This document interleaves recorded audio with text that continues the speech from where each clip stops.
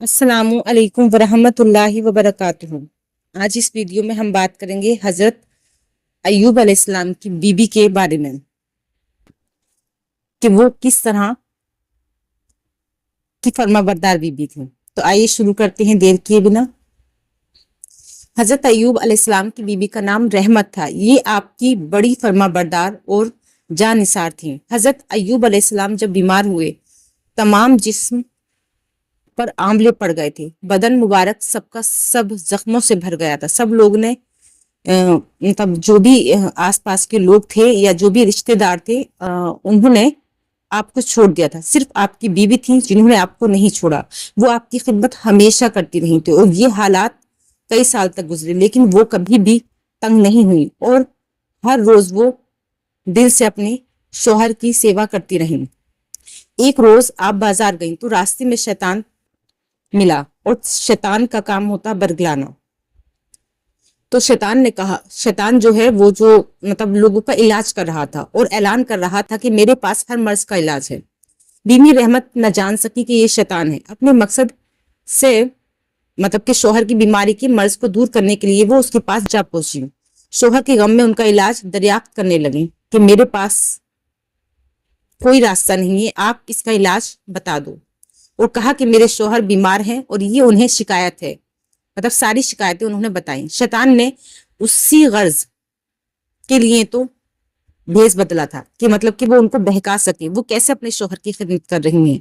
بیوی رحمت سے کہنے لگا کہ میں ان کا علاج کر سکتا ہوں، وہ بالکل اچھے ہو جائیں گے، مگر شرط یہ ہے کہ جب وہ اچھے ہو جائیں تو مجھ سے اتنا کہہ دیں تو نے مجھے شفا دی، بس میری فیس صرف یہی ہے۔ مطلب سمجھ رہے ہیں کہ اس نے کتنی بڑی بات کہہ دی کہ اس کو کوئی فیس نہیں چاہیے، کوئی چیز نہیں، صرف یہ کہہ دو کہ تو نے مجھے شفا دی، یہی فیس ہے میری۔ بی رحمت خوشی خوشی گھر آ گئی اور حضرت ایوب علیہ السلام کو سارا قصہ سنایا۔ جیسے نارمل لوگ سمجھتے ہیں، آپ بھی اگر کوئی کہے تو ہاں، بہت سے لوگ انجانے میں کہہ دیتے ہیں کہ تو نے مجھے شفا دی، لیکن شفا دینے والی ذات جو ہے وہ صرف اللہ کی ذات ہے۔ لیکن وہ معصوم تھی، وہ نہیں سمجھ پائیں اور انہوں نے یہ قصہ ایوب علیہ السلام کو سنایا۔ حضرت ایوب علیہ السلام جان گئے کہ یہ شیطان کا بھیس ہے، شیطان کے بھیس میں کوئی مطلب علاج کرنے والا ہے۔ آپ غصے میں آ گئے اور جلال میں فرمایا، تم اس کے پاس کیوں گئی تھی؟ میں اچھا ہو گیا تو تمہیں 100 کوڑے ماروں گا۔ جب آپ کو صحت مل گئی تو جبرائیل علیہ السلام حاضر ہوئے اور کہا کہ آپ کی بیوی نے آپ کی بڑی خدمت کی اور آپ نے اسے 100 کوڑے مارنے کی قسم فرما رکھی ہے۔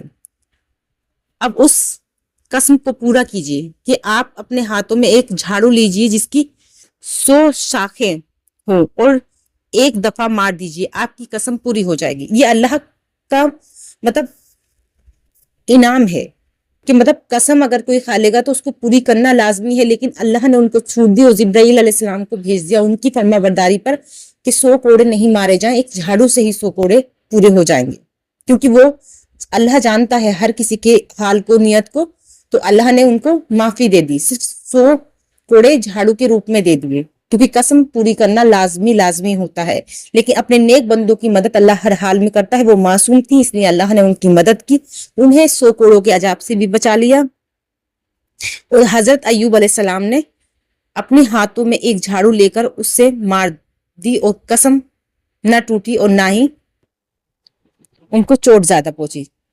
تو صرف آج کی ماڈرن عورت یا آج کی وہ انسان جو مطلب دین سے بہت زیادہ دور ہیں، وہ اللہ سے غافل ہو چکے ہیں، وہ نہیں جانتے کہ مطلب اللہ اپنے بندوں کی کس طرح مدد کرتا ہے۔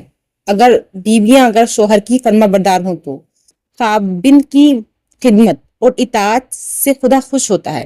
عورتوں کو حضرت بی بی رحمت کی کردار سے سبق حاصل کرنی چاہیے اور اپنے خاوند کی خدمت و اطاعت کا فرما بردار ہونا چاہیے۔ یوں نہ ہونا چاہیے کہ خاوند بیمار پڑا ہو تو اسے ہسپتال میں چھوڑ کر یا داخل کرا کر نرسوں کے حوالے کر کے خود سیر سپاٹوں پر نکل جاتی ہیں، سنیما، بیوٹی پارلر یا گھر میں گزارا کرتی رہتی ہیں۔ آج کی بہنیں یہی ہو چکی ہیں۔ اگر خاوند کا حال برا ہے یا بیمار ہے یا تنگ دست ہے تو ان کو اس سے کوئی غرض نہیں، وہ کبھی اس کا ساتھ نہیں دیتی۔ یہ غلط بات ہے، اللہ ناخوش ہوتا ہے۔